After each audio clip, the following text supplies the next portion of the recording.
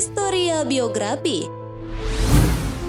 Merdeka atau mati, bagi masyarakat Indonesia pasti tidak asing dengan jargon ini.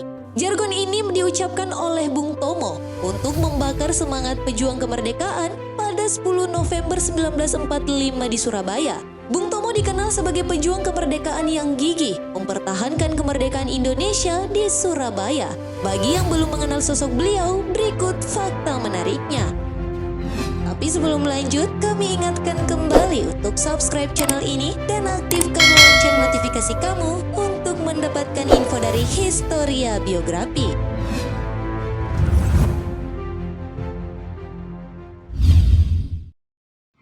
Masa kecil dan pendidikan.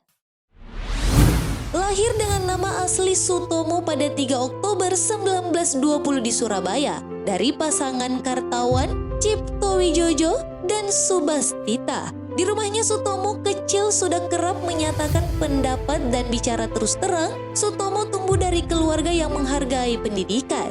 Pendidikan formalnya dimulai di Mer Ugerbeck Lager on the Ridge atau MULO, tapi pada tahun 1932, tepatnya usia 12 tahun harus terhenti karena depresi melanda dunia saat itu.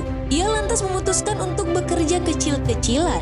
Sutomo kemudian melanjutkan pendidikannya di Hogara Bugger School, HBS, secara korespondensi. Meskipun begitu, ia tidak secara resmi lulus dari sekolah tersebut. Pendidikan Sutomo banyak dipengaruhi pendidikan informal di Kepanduan Bangsa Indonesia atau KBI. Lewat filsafat kepanduan inilah, ia menempa kesadaran nasionalisnya.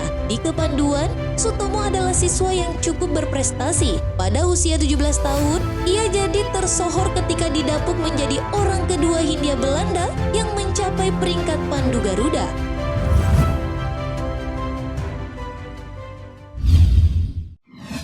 Sutomo memulai karir di dunia jurnalis.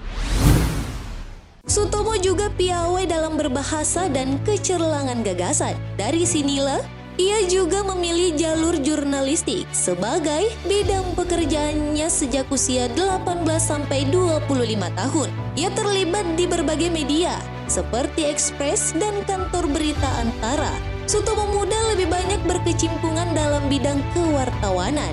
Ia pernah menjadi jurnalis lepas untuk Harian Suara Umum, Harian Berbahasa Jawa Express, Mingguan Pembela Rakyat, dan Pustaka Timur.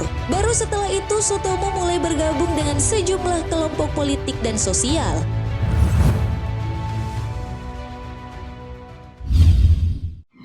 Gema jihad Bung Tomo di pertempuran Surabaya.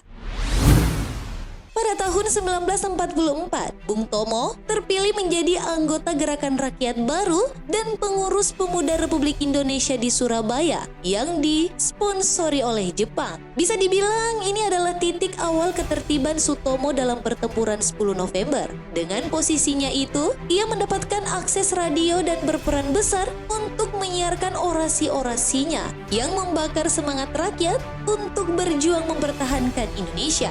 Terlebih sejak 12 Oktober 1945, Bung Tomo juga memimpin Barisan Pemberontakan Rakyat Indonesia atau BPRI di Surabaya.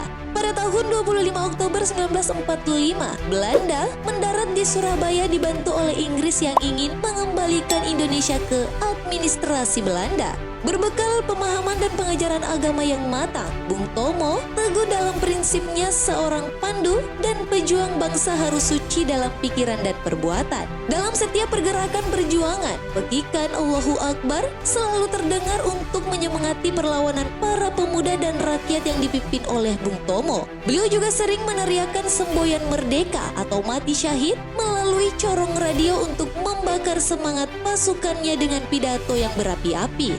Pernah satu kali saat melancarkan aksi gerilya, Bung Tomo dan pasukannya dikepung pesawat Belanda. Di saat tak ada tempat perlindungan itulah, atas kebesaran dan kekuatan Allah, gumpalan awan menutupi Bung Tomo beserta pasukannya yang sedang menjadi sasaran tembak oleh pesawat-pesawat tempur Belanda. Saat terjadi peristiwa 10 November 1945, Bung Tomo menjadi penggerak perlawanan rakyat. Ulama-ulama di Surabaya pun memberi dukungan penuh. Sementara itu, sosoknya sudah menjadi incaran Belanda. Barang siapapun yang berhasil menangkap atau membunuh Bung Tomo, dijanjikan hadiah besar.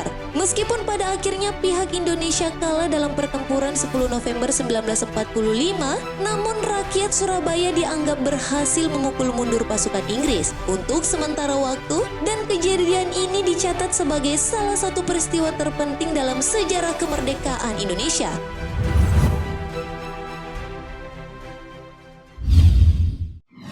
Perang Bung Tomo di dua masa Orde. Setelah perang mempertahankan kemerdekaan selesai, antara 1950 hingga 1956, Bung Tomo masuk dalam kabinet Perdana Menteri Burhanuddin Harahap sebagai Menteri Negara Urusan Bekas Peluang Bersenjata atau veteran merangkap Menteri Sosial atau ad interim. Sejak 1956, Bung Tomo menjadi anggota konstituante mewakili Partai Rakyat Indonesia. Ia menjadi wakil rakyat hingga badan tersebut dibubarkan Soekarno lewat dekret Presiden 1959. Sutomo memprotes keras kebijakan Soekarno tersebut, termasuk membawanya ke pengadilan meski akhirnya kalah. Akibatnya, perlahan ia menarik diri dari dunia politik dan pemerintahan. Di awal Orde Baru, Bung Tomo kembali muncul sebagai tokoh yang mulainya mendukung Soeharto. Namun sejak awal 1970-an, ia mulai banyak mengkritik program-program Soeharto, termasuk salah satunya proyek pembangunan Taman Mini Indonesia Indah. Akibatnya, pada 11 April 1978, ditangkap dan dipenjara selama setahun atas tuduhan melakukan aksi subversif. Sekeluar dari penjara, Bung Tomo tampaknya tidak lagi berminat untuk bersikap vokal pada pemerintah dan memilih memanfaatkan waktu bersama keluarga dan mendidik kelima anaknya. Selain itu, Sutomo juga menjadi lebih bersungguh-sungguh dalam kehidupan imannya. Bung Tomo tetap mempertahankan hidup sederhana. Ia enggan menerima fasilitas apapun dari pemerintah yang dimaksudkan sebagai penghargaan terhadap perjuangannya.